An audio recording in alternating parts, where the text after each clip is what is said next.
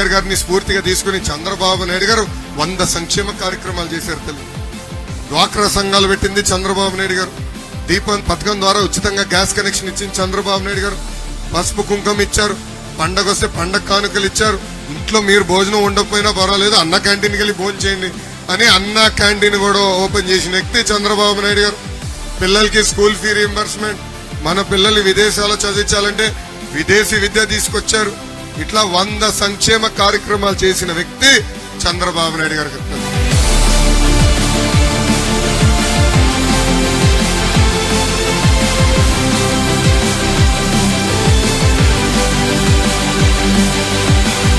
ముఖ్యమంత్రి మాట్లాడితే ఆయన చేసిన మంచి పనుల గురించి మాట్లాడాలి. కానీ ఈయన పీకింది పొడిచింది ఏమి లేదు కనుక గంట సమావేశంలో 100 సార్లు చంద్రబాబు నాయుడు గారు చంద్రబాబు నాయుడు గారు చంద్రబాబు నాయుడు గారు అని జపం చేశాడు. అంటే నాకు ఇప్పుడు డౌట్ వచ్చింది, జగన్ గారు పడుకుంటే కళలో కూడా చంద్రబాబు నాయుడు గారే వస్తారనుకుంటా.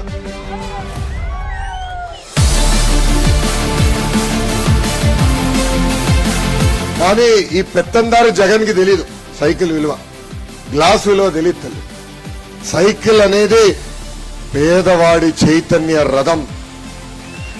సైకిల్ అనేది పేదవాడి చైతన్య రథం. అందుకే విశాఖపట్నం ప్రజలకు నేను హామీ ఇస్తున్నా, ఆ ఉక్కు ఫ్యాక్టరీ కాపాడే బాధ్యత మేము తీసుకుంటాం. అవసరమైతే రాష్ట్ర ప్రభుత్వమే ఆ ఫ్యాక్టరీ కొనుగోలు చేసి ప్రైవేటీకరణ జరగకుండా చేసే బాధ్యత మేము తీసుకుంటాం.